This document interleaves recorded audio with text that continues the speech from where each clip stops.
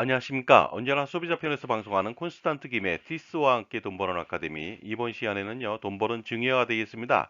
증여를 가장 쉽게 이해하는 방법에 대해서 말씀 나누겠습니다. 현재 자산이 많다면 아니면 미래의 자산이 많을 것이라고 판단하는 자산가라면요, 반드시 미래 상속세 폭탄을 피하기 위해서 사전 증여는 필수입니다. 우리나라에서는요, 상속세에 대해서 이중과세 논란이 끊이지 않고 있습니다. 그러다 보니까 외국에서는요, 호주나 카나다엔 증여세와 상속세가 없습니다. 그리고 미국에서도 배우자한테 100조 원을 증여, 상속하더라도 세금은 없습니다.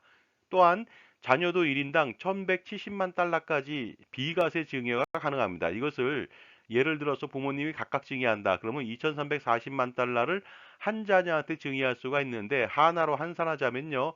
무려 313억 원을 증여하더라도 증여세가 없습니다. 만약 자녀가 셋이라면요. 놀랍게도 939억 원을 증여하더라도 세금은 없다는 것이죠.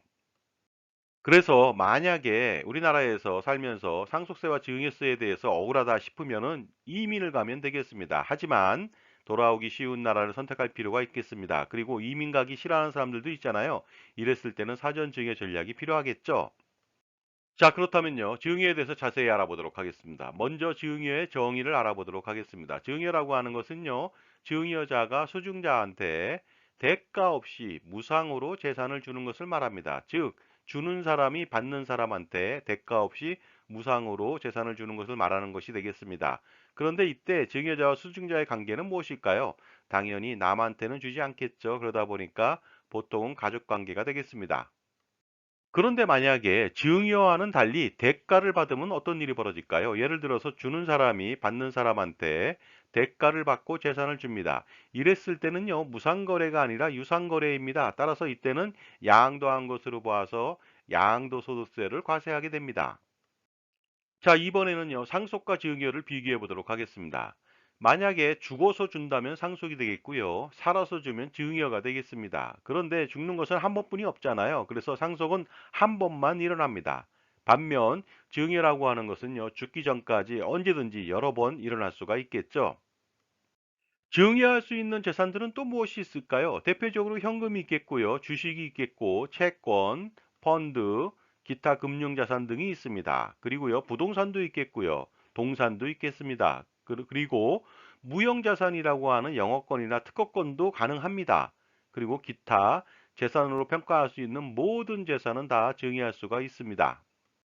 자, 이번에는요, 증여의 목적과 절세를 알아보도록 하겠습니다. 재산을 무상 이전함으로써 상속세를 절세할 수 있기 때문에 반드시 증여를 해야 되겠습니다. 그리고 자녀에게 무상으로 재산을 증식시켜 줄 수 있는 좋은 기회가 될 수가 있겠죠. 그리고 같은 값이면 증여하면서 증여세를 절세한다면 기왕이면 다홍치마라고요. 동과응상으로 상속세와 증여세를 동시에 절세할 수 있으니까 증여의 목적과 절세는 바로 여기에 있습니다. 만약에 증여를 하게 된다면요. 증여재산 평가를 합니다. 왜냐하면요. 평가를 통해서 세금을 부과하기 위해서 하는데요. 과연 증여재산은 어떻게 평가할까요? 당연히 시가로 평가합니다. 이것은 공정가액을 말하는 것이 되겠습니다. 이때 공정가액이라고 하는 것은요. 불특정 다수인 사이에 자유롭게 거래가 이루어질 때 인정되는 가액이 되겠습니다. 그렇다면 공정가액의 종류를 알아보도록 하겠습니다. 실질적으로 거래가액이 바로 공정가액이 되겠습니다. 예를 들어서 주택을 팔았다. 그러면 그 판 금액이 되겠죠. 그런데 해당 주택을 팔지 않았다. 그러면 유사매매가액을 선택할 수도 있겠죠. 비슷한 유형의 주택을 팔았을 때 그 가격을 바로 공정가액으로 볼 수가 있다는 것이 되겠습니다. 그 다음에 정부로부터 수용을 받게 된다면 보상가액이 있겠죠. 이것도 공정가액이 되겠고요. 그 다음에 그것도 없다면 감정을 통해서 감정가액으로 공정가액을 결정할 수도 있습니다. 그런데 시가를 불인정하는 사례도 있습니다. 예를 들어서요, 아버지가 매도인입니다. 그 다음에 아들이 매수인입니다. 그런데 아버지 주택 시가 10억 원짜리를 3억 원에 아주 싸게 팝니다. 이랬을 때는 당연히 매매가를 시가로 인정하지 않습니다. 불특정 다수인이 정상적으로 거래한 것이 아니라 특수한 상황에서 거래했기 때문에 그렇습니다. 한편 거래가 잘 일어나지 않아서 시가를 모를 경우는 어떻게 할까요? 예를 들어서 아파트는 빈번하게 거래가 되니까 시가를 확인할 수가 있는데요. 단독주택이라든가 아니면 임야라든가 토지라든가 이런 것들은요, 거래가 잘 일어나지 않거든요. 이랬을 때 시가는 어떻게 평가할까요? 당연히 시가를 평가할 수가 없습니다. 그렇기 때문에 보충적 방법으로 평가해서 증여세를 과세합니다. 자, 보충적 방법의 종류를 알아보도록 하겠습니다. 먼저 토지 부분이 되겠습니다. 토지는요, 개별 공시 지가로 평가를 합니다. 그러나 예를 들어서 토지 위에 건물이 없습니다. 이랬을 때 나대지는요, 감정평가액으로 평가하니까 주의하시기 바랍니다. 다음은 단독주택이라든가 다가구 주택을 알아보도록 하겠습니다. 이것은요, 개별주택 공시가격으로 평가를 합니다. 당연히 시세가 없기 때문에 그렇습니다. 그러나 주택가액이 큰 경우 또는 주변 매매 사례가 있는 경우에는요, 감정가액 등으로 평가도 가능할 수가 있으니까 유의하시기 바랍니다. 자, 이번에는요, 연립주택이나 다세대 주택 같이 공동주택은 어떻게 평가할까요? 이것은 공동주택 공시가격으로 평가를 합니다. 그리고 이것도 마찬가지로 주택가액이 큰 경우 또는 주변 매매 사례가 있는 경우에는 감정가액 등으로 평가가 가능할 수가 있습니다. 다음은 아파트가 되겠습니다. 아파트는요, 정말로 빈번하게 거래가 됩니다. 따라서 시가가 있죠. 그리고 그 시가는요, 국토부 실거래가 공개 시스템 내지는 국세청 유사사례가액 아니면 KB 부동산 시세 등을 통해서 알아볼 수가 있고요. 자신한테 유리하게 평가하기 위해서는 사전에 감정평가로 감정가액으로 증여세를 납부할 수도 있습니다. 자, 이번에는 빌딩은 어떻게 평가할까요? 빌딩이라고 하는 것은요, 토지 위에 건물이 있는 부동산을 말하는 것이 되겠습니다. 따라서 토지는 개별공시지가로 평가하고요, 건물은 국세청 건물 기준시가로 평가하면 되겠습니다. 그러나 2020년도부터는요, 비거주 꼬마 빌딩은 감정가액으로 평가하게 되어 있습니다. 이때 비거주 꼬마 빌딩이라고 하는 것은요, 사람이 살지 않는 주택이 아닌 일반 상업 건물, 오피스 건물을 말하는 것이고요.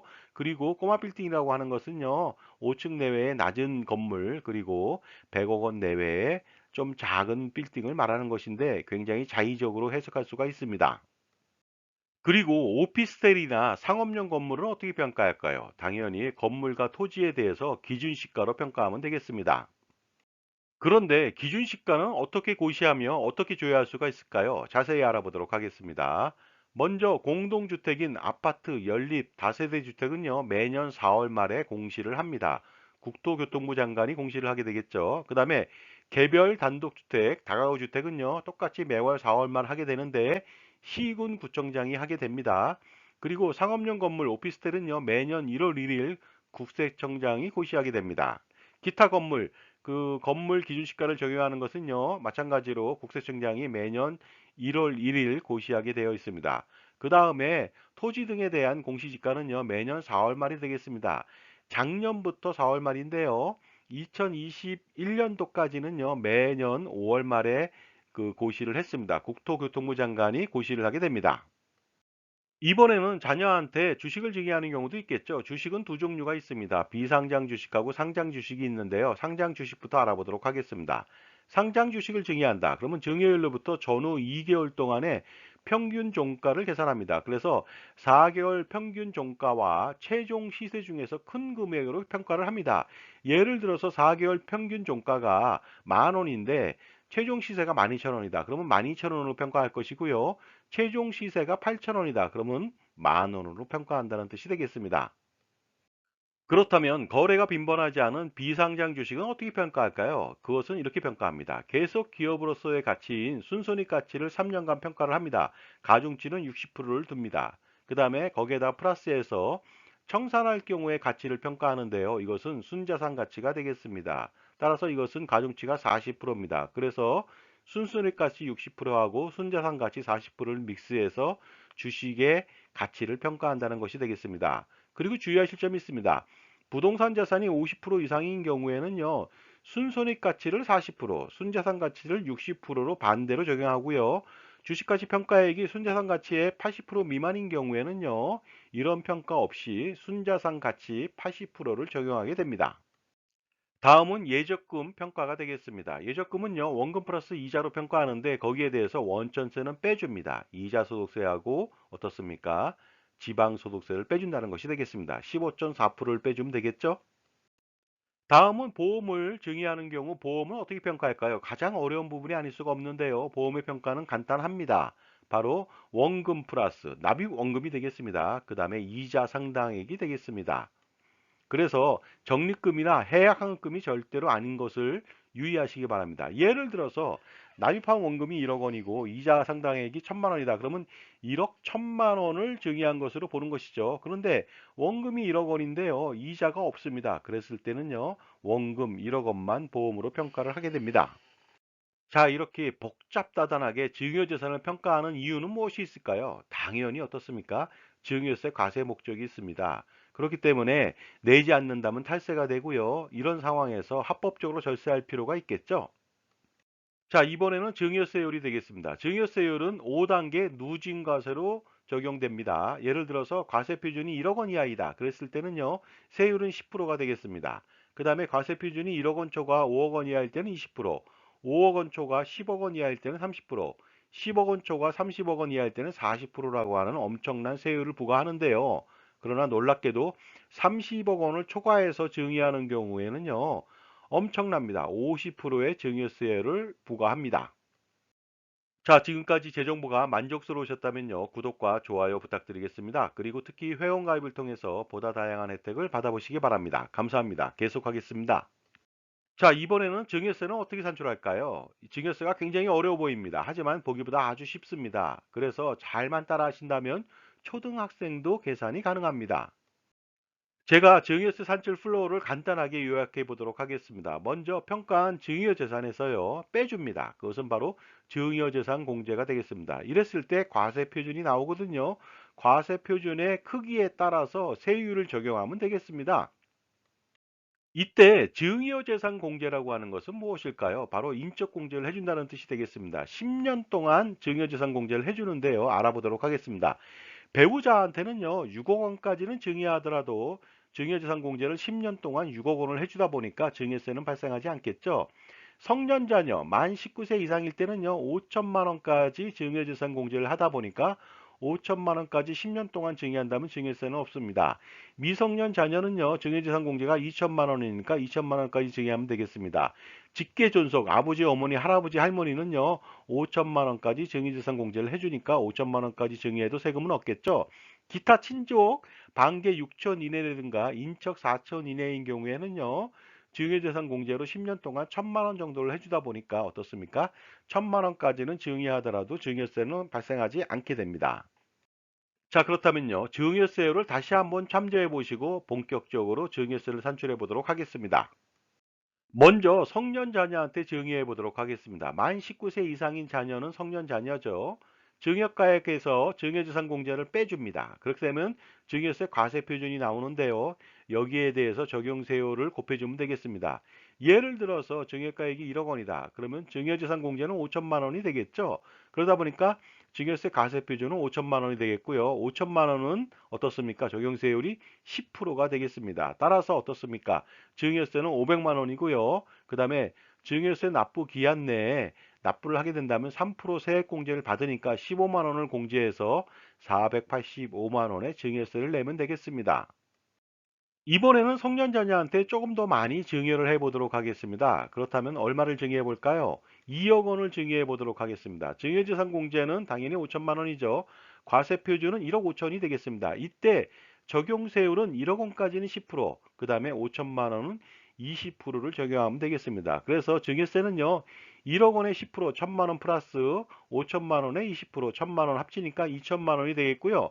그 다음에 증여세 납부 기한 내에 납부한다면 3% 세액공제 후 1940만 원만 내면 되겠습니다.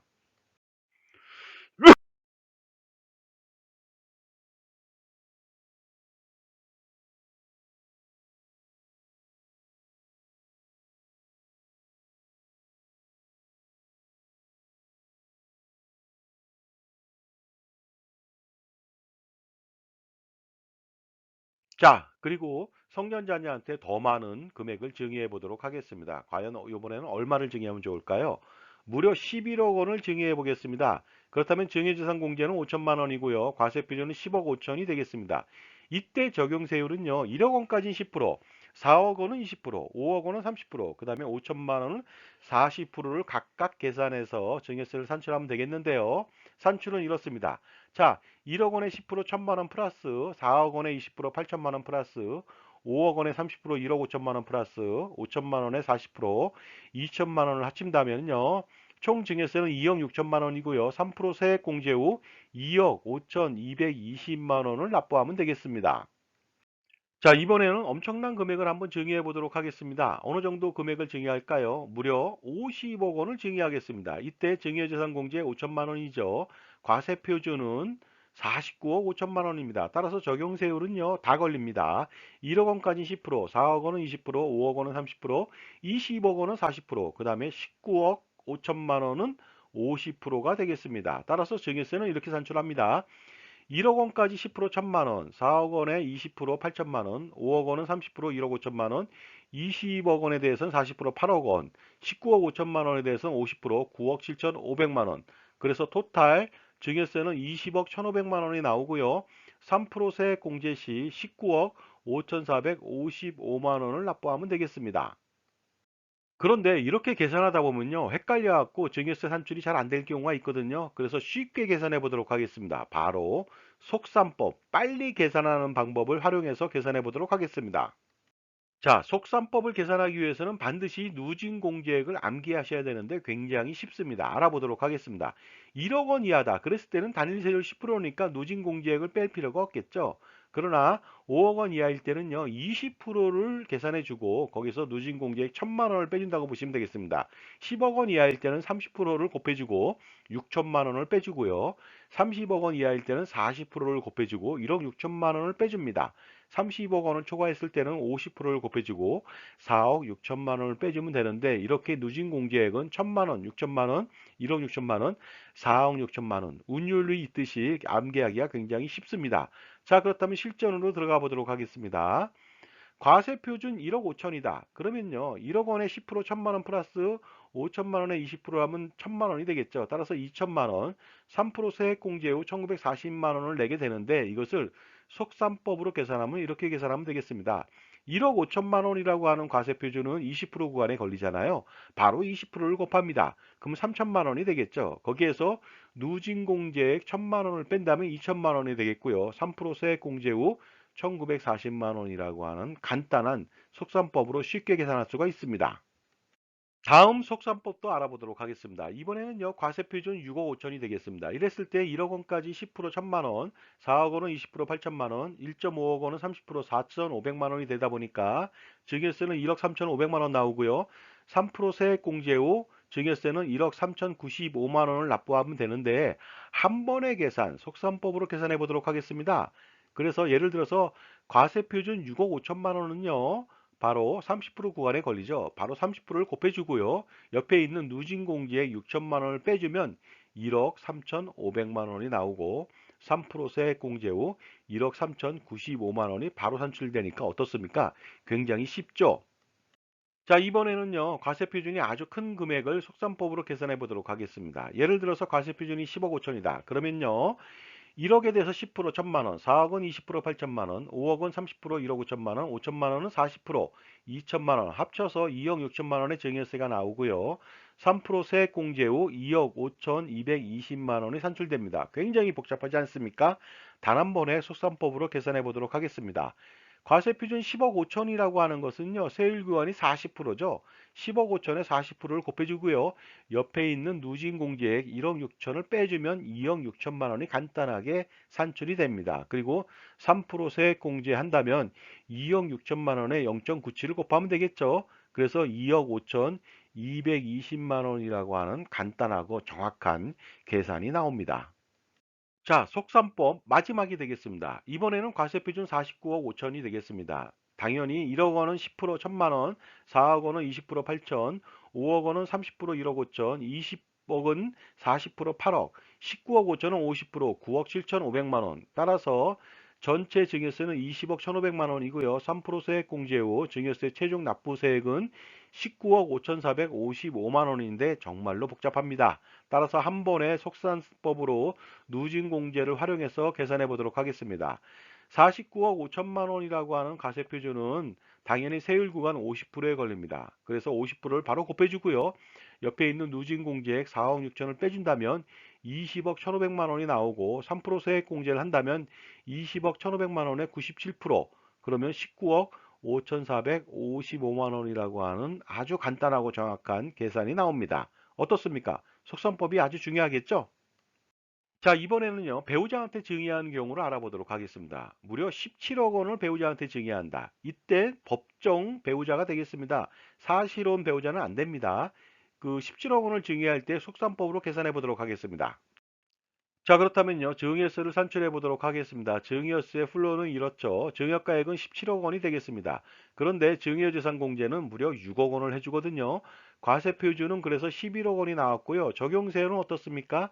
1억 원까지 10%, 4억 원은 20%, 5억 원은 30%, 1억 원은 40%를 적용하면 되겠습니다. 따라서 증여세는 1억 원에 10% 1천만 원, 4억 원에 20% 8천만 원, 5억 원에 30% 1억 5천만 원, 1억 원에 40% 4천만 원, 토탈 2억 8천만 원이 나오고요. 3% 세액공제 후 최종적으로 2억 7,160만 원을 납부하면 되겠습니다.